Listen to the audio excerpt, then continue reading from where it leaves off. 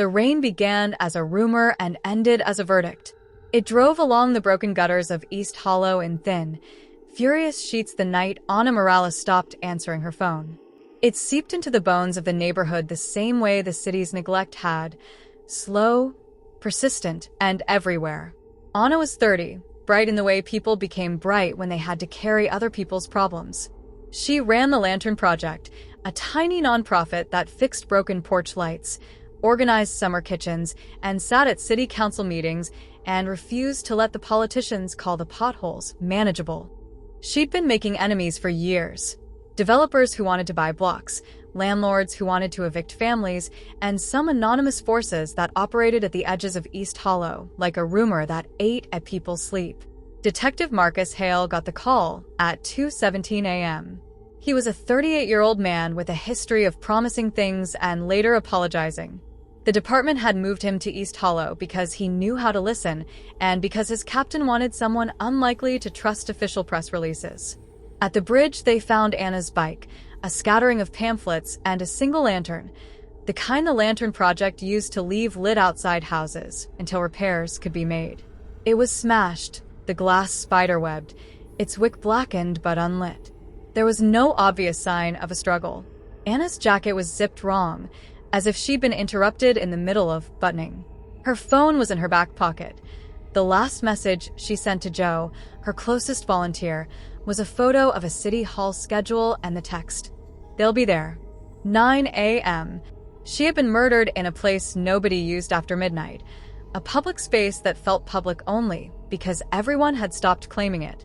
Local news called it a tragic accident for 12 hours. The Tribune wrote a paragraph and buried it on page 4. The mayor called it a loss for the community in a statement that named no responsibility and offered no answers. People who had seen Anna in the market kept telling themselves she must have slipped. But Detective Hale and an independent reporter, Levi Park, whose byline read like a dare, both knew the way things were dressed up by officials.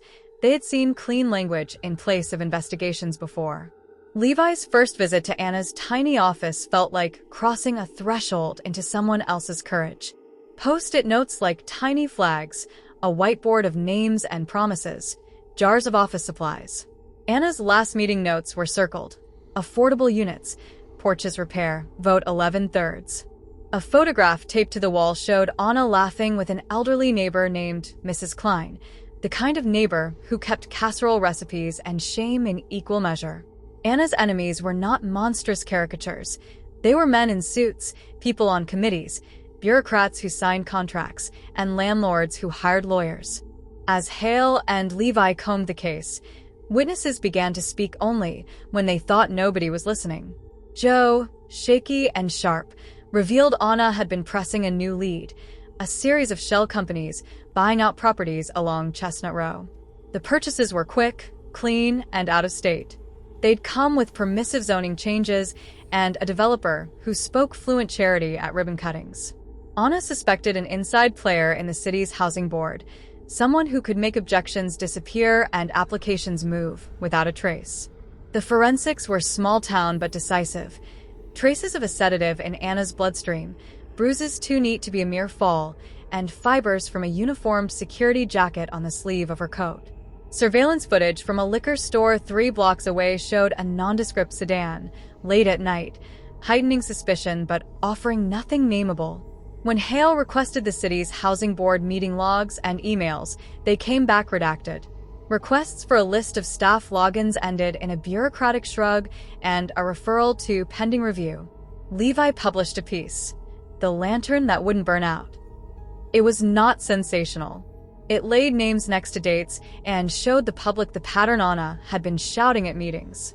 It named developers, shell companies, and a lawyer who had once been an aide to a powerful council member.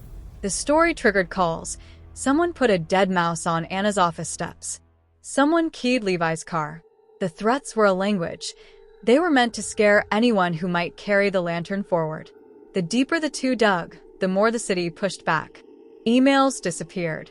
A recording of a meeting where a housing board member admitted to facilitating permits was transcribed by the city as clarifying project intent. A developer accused of bribery denied everything with a smile and the right kind of attorney. The police department issued a bulletin that gently suggested Anna's death was under review and asked the public not to spread misinformation. The mayor called for calm. Calm, in East Hollow, felt like another lock clicked into place. Hale found the tipping point in a paper folder that someone had forgotten to shred. It was a list of payment amounts, a ledger showing transfers from a company called Rook Capital to a shell NGO, an NGO with the Lantern Project listed as a partner. The amounts were small enough to be plausible as community outreach and large enough, when added together, to buy blocks of housing. He presented it to his captain.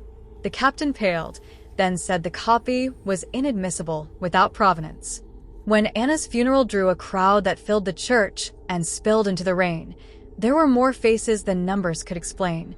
Tenants who had kept their rent receipts, mothers whose kids had been saved from eviction when Anna negotiated a last-minute stay, a man who once pushed Anna aside in anger and now wept into his gloves. The city sent a representative with the official ribbon. The man's speech used the word tragic like a benediction. Outside, someone lit a lantern. That lantern, a dozen of them, really shifted the investigation. Public pressure made the mayor announce a special review. Review, in politician speak, buys time and often buries heat. But Levi kept writing. He tracked Rook Capital executives to a bank filing, to a lobbyist who made weekly lunches with the very council member whose signature had eased zoning last year. People began to talk because Levi made talking safe. Anonymity and proof turned whispers into testimony.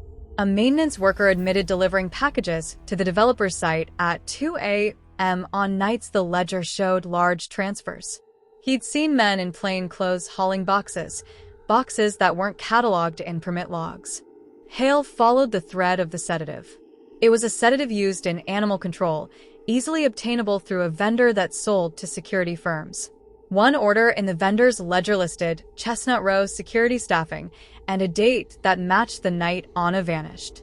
When Hale subpoenaed the security company, the man who ran it invoked a silence that smelled like money. But a day later, the same man called, nervous and teeth-gritted, offering a name to Hale in exchange for immunity. Earl Voss, a fixer who moved things for developers and had a conviction that should have barred him from security contracts. Earl had been spotted the night Anna died, the maintenance worker said. He'd been wearing a uniform, a navy jacket with a small badge. Earl's arrest was a brutal thing. He denied everything until the ledger and his phone placed him at the bridge. Under questioning, he finally cracked. He'd been paid to scare Anna off the project. No murder, he insisted.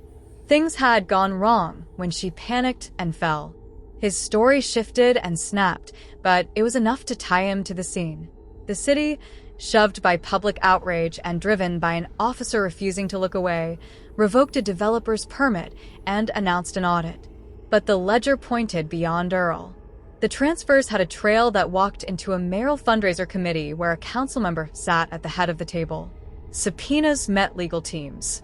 Empty-named shell companies pushed back with furious lawyers. The city refused to produce a staff email trail. People claimed clerical errors. Levi published the names of donors and kept showing, picture by picture, who had dined with whom the month before Anna's death. In the courtroom months later, the prosecutor rested a case of complicity that smelled less of dramatics and more of small, bureaucratic betrayals. A city inspector who signed off early on a permit, a security contract issued without proper checks, and an intermediary who had handed Earl a thick envelope. The jury listened to graphs and bank transfers and to the audio of a recorded meeting where a housing board member joked about the cleanup on Chestnut. They also listened to Joe's testimony about Anna's dreams for the neighborhood and to Mrs. Klein, who said the city had let them become invisible. Guilt in small doses is easier to swallow. Responsibility in large ones is harder to assign. The developer took a plea to avoid uncertain litigation. Earl took a sentence that bought a silence for others. The official who signed off on the permits was fined and reassigned.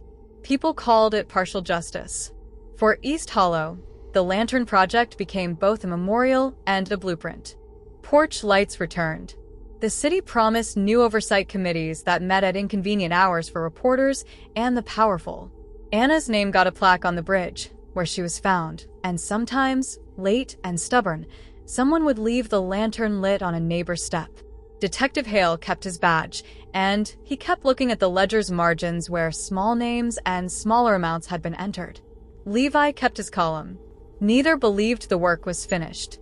Justice, in this story, was a ledger with pages left unturned.